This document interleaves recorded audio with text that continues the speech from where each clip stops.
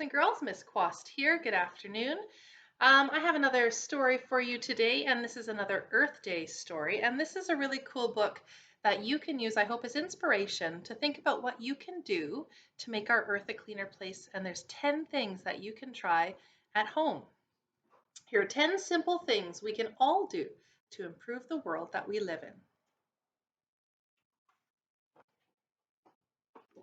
I remember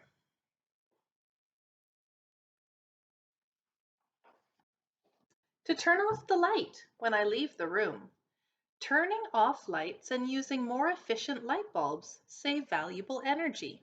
Is that something that you do at your house? What I like about this book is how the text comes down and makes these neat shapes.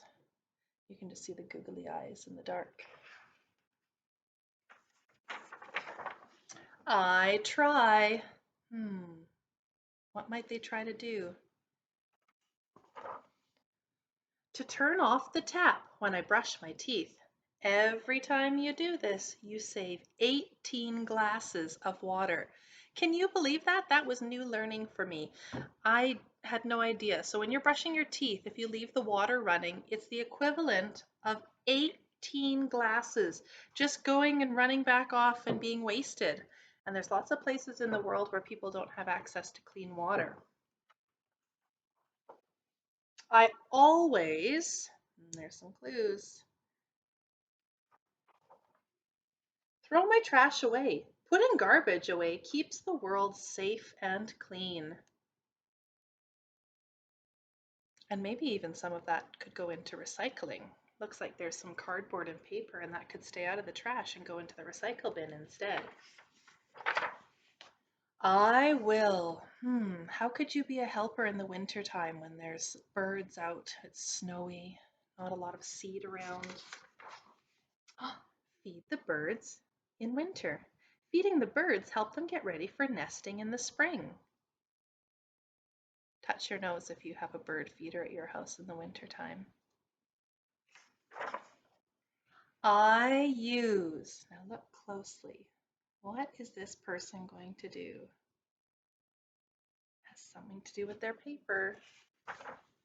Both sides of the paper. If everybody did this, it would greatly reduce the number of trees we use to make paper. So every time new paper is made, they cut down trees. So we can use both sides, and then we can recycle that paper and buy recycled paper. I remind my parents. What can we tell our parents? I love telling my parents things they have to do. To unplug the TV when we are not watching it. Many electrical appliances use energy even when they're turned off. So think in your house of things that are always plugged in, like the coffee maker, the refrigerator. The refrigerator needs to stay on or the food could go bad, but you're not always watching the TV. So some families unplug it. If you have a charger for your phone or your iPad, if you leave it plugged in even when you're not charging it, it's still pulling out power and wasting power. So it's important to unplug things. We always unplug our toaster at our house and only take it out when we use it in the mornings. I enjoy, do all these boxes and little scraps give you any ideas?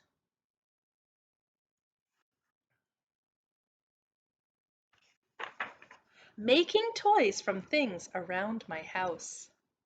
We can reuse lots of things before we throw them away. So this is someone who's gone to the compost and they've taken all of the goodies out of the compost bin and created a nice robot. Have you made anything? Not the compost, the recycle bin. Have you made anything from your recycle bin? My class made leprechaun traps. I like, whoa, check out that air pollution from that car. That's not nice to breathe. To walk to school. Avoiding car trips saves gas and cuts down on air pollution. Walking is also good exercise, especially if you can take your dog with you on your walk. Touch your ear if you live close enough to walk to school when school's in session. Or maybe you ride your bike instead. I can. I saw lots of people doing this afternoon. Plant seeds and help them grow. Plants help keep the air clean and healthy. And you can grow your favorite items in your garden and then you don't have to go to the store to get them. One of my students has grown some sunflowers and they're already this tall and she only planted the seeds last week. I help. I wonder if some sorting is going to happen. Sort the recycling. Cans, glass, compost, plastic, paper. More than half our garbage can be recycled. It takes much less energy to recycle something than to replace it with something new. So think about that. If half of the things you throw away in the garbage could go to another place, that would be a lot less in our landfills. We throw things away and we think they just vanish, but they all go somewhere. It's to the landfill or to the dump, and there it just sits. And most of the things in the landfill will never break down, so they'll be on the earth long after we're gone and we've used them. And we do these things all because I love my world. So I hope you can try at least 5 of those things at your house, and maybe you're already doing 5 of those things. Thanks for listening. Take care.